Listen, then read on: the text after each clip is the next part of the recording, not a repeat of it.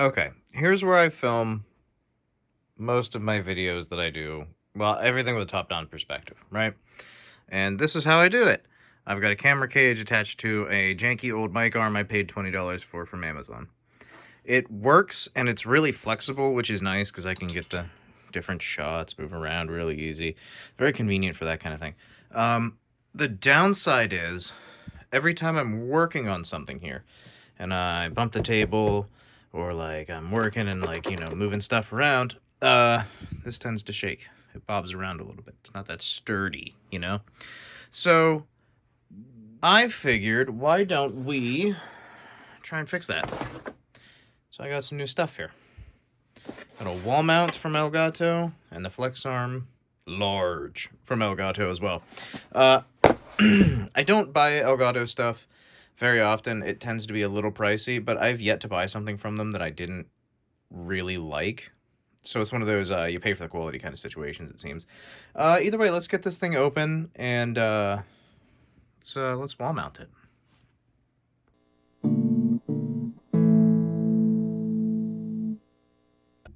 Okay, we're still using the old setup for now because we don't have an option. The wall mount doesn't exist in reality yet. It still lives in the unreality of a cardboard box.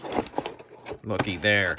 It's the multi-mount essential wall mount. Quick start guide. Quick start guide just says basically, yeah, screw in the wall, dum-dum. All right, let's do it. Here is the multi-mount itself. It's very simple. Here's the base plate for the wall.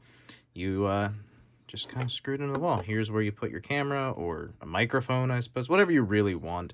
You can do a ton of different things.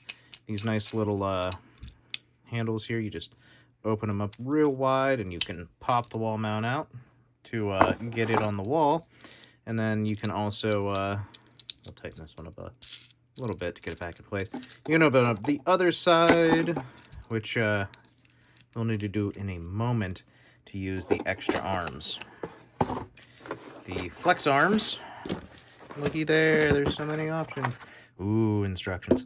So here's the big long one, here's the medium long one, and then you got a couple small boys. That way you can adapt the shot to many different angles and everything's super movable and you can do a ton of different stuff with it. So let's do it. And just for the record, yeah, I have another one of these. I use it for my DSLR that I keep above my big monitor that I use, this is my streaming setup. So yeah, not my first rodeo.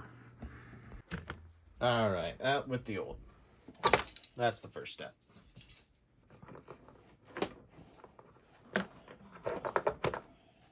There it is. And we'll go in with the new. What looks like a good height for this is the first question, I guess. We should probably figure that out. It'd be very stupid to just,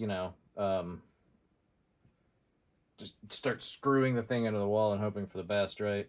Should probably put a little forethought into it. Let's just screw it to the wall.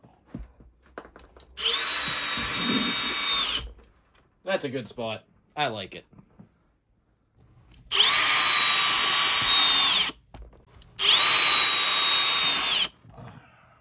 There's 3. Good enough. All right, fine. We'll put the last one in too. Why not?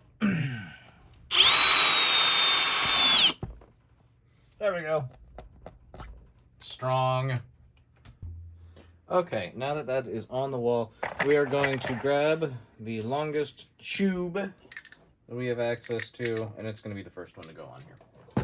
Out of my way.